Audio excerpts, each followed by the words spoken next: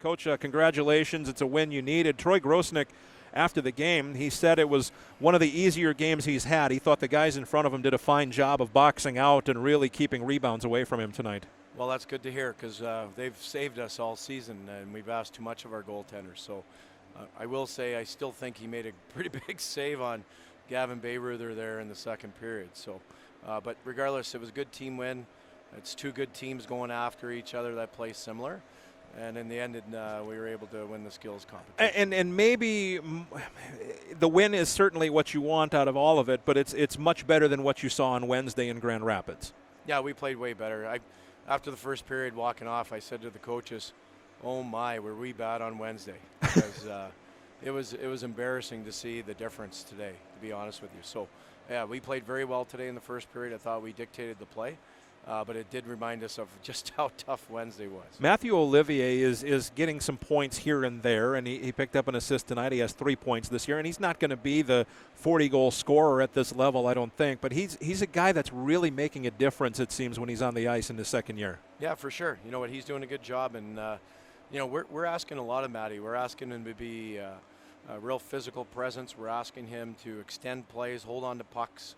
We're hoping he can turn into an elite penalty killer, and we're asking him to bring a physical presence every day. So that's not an easy job, and he's a young man who can do it because of his size and what he does bring, and he is willing.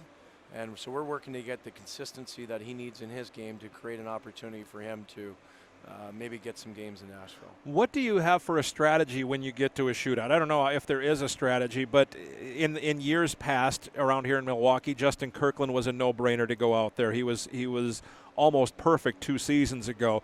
A lot of different guys have been tried out this season. Is that that might be a positive maybe, and that nobody can get a read? Is it a positive in your mind? Well, we don't study it too much. Like there's certain things we talk about stick deception and different things that can work, going straight on or going fast or slow or taking an angle. But as far as selecting players, we've done the history. We've looked at the stats. We see who has scored in the past. Sometimes guys will move up in the order based on the game they've had or what's occurred. Or some guys just, Carsey stared at me the whole time until finally I said his name. So sometimes you want someone who really wants the moment, and he was able to grab it today in the end. But there is a science to it, but it's also trying to see who's feeling it on that day as well. So there is a little bit of a feel. What you said about Daniel Carr, he's really been feeling it since he's been to town, right? I mean, he's a guy who wants to be out there, and he's winning battles. He's doing what he needs to do to get back to the NHL.